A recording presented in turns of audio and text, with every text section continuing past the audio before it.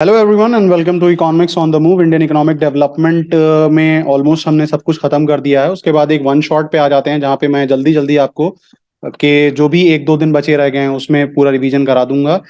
तो चलिए स्टार्ट करते हैं और देखते हैं कि सबसे पहले चैप्टर से हमने कौन कौन सी चीजें हैं जो कि याद रखना है, कौन कौन सी चीजें हैं जिसको हमको ध्यान देना है। देखते हैं यहाँ पे, देखिए क्या है कि notable economist who estimated India's national and per capita income were Dadabhai Naoroji, William Digby, Findlay Shirras, V K R V Rao and R C Desai. यानी यहाँ पे हम इंडिया की नेशनल इनकम और पर कैपिटा इनकम पे बात कर रहे हैं। तो यहाँ पे क्या क्या चीजें हैं, सबसे पहले क्या है हमारा Dadabhai Naoroji, William Digby, Findlay Shirras, V K R V Rao और आर सी देसाई। ये वो कुछ लोग हैं जिन्होंने काफी इंपॉर्टेंट रोल प्ले किया था, या फिर ये वो इकोनॉमिस्ट रहे हैं जिन्होंने पर कैपिटा इनकम पे और नेशनल इनकम पे काफी वर्क किया था। दूसरी बात पे आ जाता है कि बंगाल फेमाइन जो हुआ था वो 1669 से 70 के बीच में हुआ था। नेक्स्ट चीज इसमें क्या है कि फ्रेंच ट्रैवलर बर्नी, इन्होंने जब बंगाल को डिस्क्राइब किया था 17th सेंचुरी के टाइम के बारे में, तो इन्होंने कहा था कि Bengal was richer than Egypt and it was producing amply for self consumption and export in advance. यानी एक तरीके से बहुत बड़े तादाद में सेल्फ कंजप्शन के में भी आप कह सकते हो कि बहुत सेल्फ डिपेंडेंट था, या फिर बहुत सेल्फ एक तरीके से प्रोडक्शन करता था। और एक्सपोर्ट की भी अगर हम बात करें तो बहुत लार्ज अमाउंट में एक्सपोर्ट प्रोड्यूस करता था। नेक्स्ट चीज की अगर हम बात करें तो स्विस कैनाल के ऊपर हम बात करें तो स्विस कैनाल कब ओपन हुआ था? 1869 में ओपन हुआ था। पॉपुलेशन सेंसस की बात करें तो पॉपुलेशन सेंसस पहली बार ब्रिटिश एरा में 1881 में कंडक्ट किया गया था। नेक्स्ट बात इसमें क्या है कि ईयर 1921 को हम ईयर ऑफ ग्रेट डिवाइड कहते हैं। क्यों ऐसा है, क्यों है? देखिए 1921 से पहले जो इंडिया की पॉपुलेशन थी वो बिल्कुल कांस्टेंट नहीं थी, बहुत ही ज्यादा इंडिया की पॉपुलेशन अनइवन थी। लेकिन 1921 के बाद हम देखते हैं कि इंडिया की पॉपुलेशन लगातार एक ही रफ्तार के साथ आगे बढ़ी। यहाँ पे पॉपुलेशन सेंसस पे भी बता दूं कि हर 10 साल में गवर्नमेंट ऑफिशियली पॉपुलेशन को काउंट करती है। लास्ट जो पॉपुलेशन की काउंटिंग हुई थी वो 2011 में हुई थी, 2021 में गवर्नमेंट ने फाइनेंशियल रीजन की वजह से नहीं कराया था। नेक्स्ट बात यहाँ पे क्या है?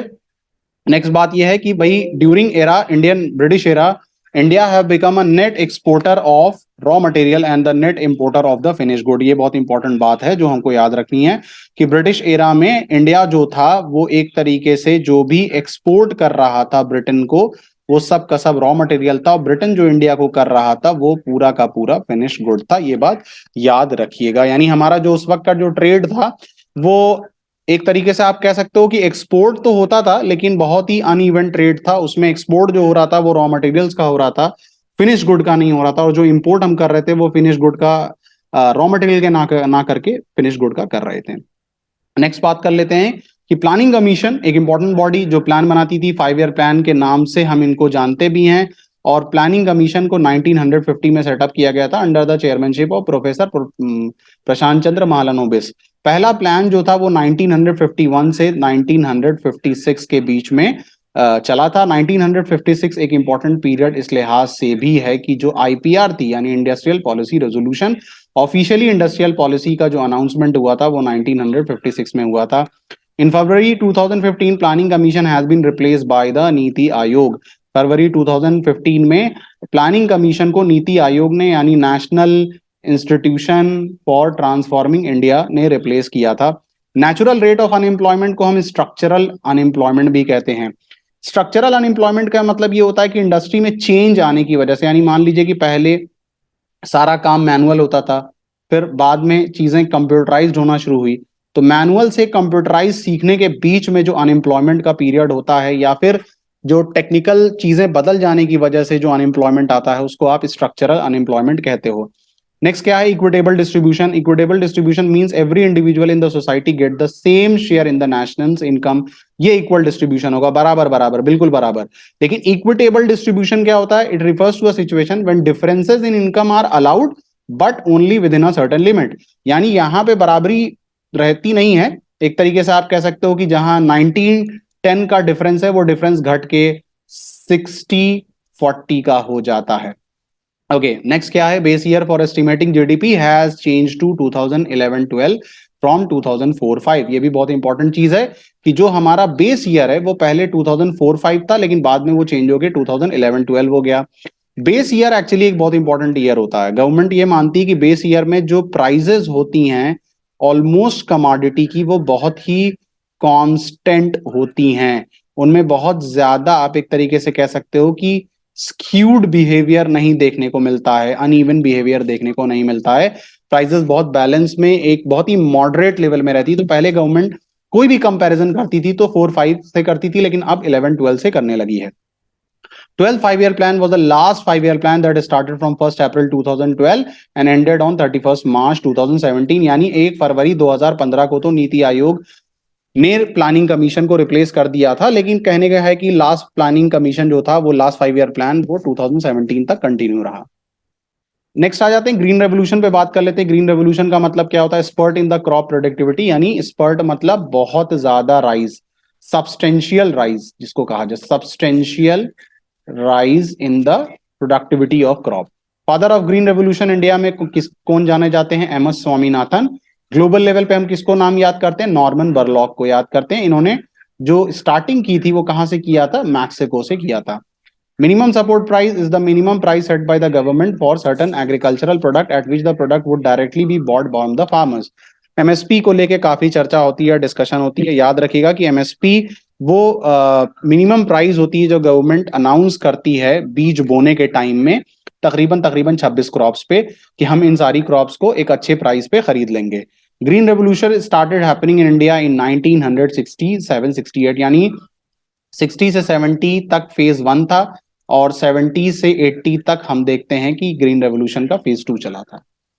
नेक्स्ट आ जाते हैं इंडस्ट्रियल पॉलिसी पे बात कर लेते हैं कि first industrial policy was adopted in the year 1948। However industrial policy resolution, जो ऑफिशियल इंडस्ट्रियल पॉलिसी थी, उसको हमने 1956 में अडॉप्ट किया था। क्वेश्चन अगर कहीं पे भी पूछेगा और फर्स्ट इंडस्ट्रियल पॉलिसी के बारे में पूछेगा तो आप 1948 पे मार्क करिएगा। आईपीआर ऑफिशियल इंडस्ट्रियल पॉलिसी 1956 थी, which declared official leading role of government in the industrialisation. Karve committee के बारे में इंपॉर्टेंट है कि विलेज एंड स्मॉल इंडस्ट्री के लिए जो कमेटी बनाई गई थी उसका नाम कार्व कमेटी है।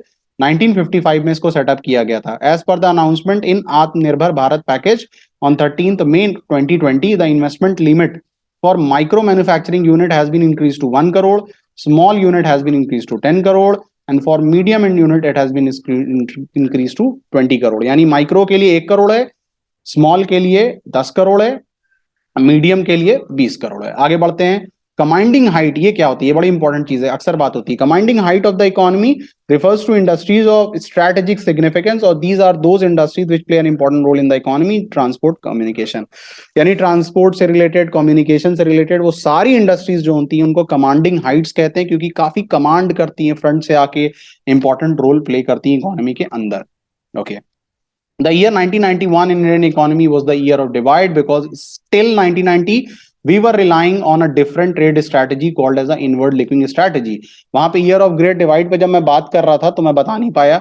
year of great divide 1921 को तो पॉपुलेशन के लिए जानते हैं, लेकिन जब हम 1991 की बात करते हैं तो यहां पे भी इंडियन इकोनॉमी डिवाइड हो गई थी। डिवाइड ऐसे हो गई थी कि 1990 के जब पीछे जाते हैं तो हमारी इकोनॉमी एक इनवर्ड लुकिंग ट्रेड स्ट्रैटेजी में थी, जिसमें सबका सब हम इंपोर्ट सब्स्टिट्यूशन पॉलिसी पे भरोसा रखते थे कि भाई हम सब कुछ अपने कंट्री में ही बना दें, बाहर से कम इंपोर्ट करें ताकि हमारी फैक्ट्रियां रन करें, ताकि हमारा प्रोडक्शन हो, ताकि हमें रोजगार मिले।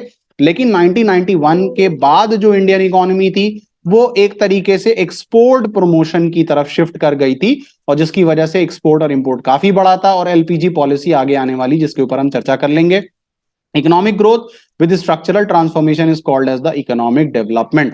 यानी इकोनॉमिक ग्रोथ के साथ साथ जब ट्रांसफॉर्मेशन आने शुरू होते हैं, ट्रांसपोर्ट सिस्टम में ट्रांसफॉर्मेशन आने लगे और बाकी सिस्टम में ट्रांसफॉर्मेशन आने लगे, तो उसको हम इकोनॉमिक डेवलपमेंट कहते हैं। लेटेंट रिसोर्सेज क्या होती हैं? पोटेंशियल रिसोर्सेज होती हैं। ओके आगे आ जाते हैं। अब आगे क्या है आपका? पॉलिसी ऑफ लिबरलाइजेशन पे बात कर लेते हैं कि लिबरलाइजेशन पॉलिसी ने लाइसेंसिंग पॉलिसी को चेंज किया था। इंडस्ट्रीज और ट्रेड के लिए जो लाइसेंसिंग पॉलिसी थी उसको थोड़ा लिबरलाइज कर दिया था, या फिर रिलैक्स कर दिया था, या फिर डिस्काउंट उसमें दे दिया था, हिंदी में बोले तो थोड़ा सा हल्का कर दिया था पॉलिसी को। The policy of privatisation replace Kota for the industry, यानी ये जो कोटा वोटा बना दिया गया था ना कि इतनी इंडस्ट्रीज में इतनी रहेंगी, इतनी इंडस्ट्री, जैसे मैंने एक चीज स्किप हो गई, मैं बता दे रहा हूं कि जो आईपीआर की जो पॉलिसी थी 1956 की, उसमें तीन फोल्ड क्लासिफिकेशन थी, category A, category B, category C. Category A में 17 इंडस्ट्रीज सेंट्रल गवर्नमेंट के हाथ में थी, उसके बाद 12 इंडस्ट्रीज स्टेट गवर्नमेंट के हाथ में थी, और यहीं पे ही थोड़ा सा प्राइवेट सेक्टर को भी दिया गया था। सी कैटेगरी पूरी तरीके से प्राइवेट सेक्टर के हाथ में। ये मैं आईपीआर 1956 की बात कर रहा हूं। And the policy of globalisation replace permit for export and import. The new economic policy और LPG policy was implemented in the year 24 July 1991। ये डेट याद रखिएगा। जीएसटी कब लॉन्च हुआ था? 1 जुलाई 2017। FEMA foreign exchange management act वो 1991 में लाया गया था। नेक्स्ट बात फिस्कल पॉलिसी से रिलेटेड है। फिस्कल पॉलिसी कौन सी पॉलिसी होती है? रेवेन्यू और एक्सपेंडिचर की। और मॉनेटरी पॉलिसी मनी की। मॉनेटरी पॉलिसी कौन कंट्रोल करता है? आरबीआई करता है। फिस्कल पॉलिसी कौन कंट्रोल करता है? गवर्नमेंट ऑफ इंडिया करती है। अच्छा, इस पॉलिसी से मकसद क्या होता है? This policy seeks to achieve economic stability in the economy.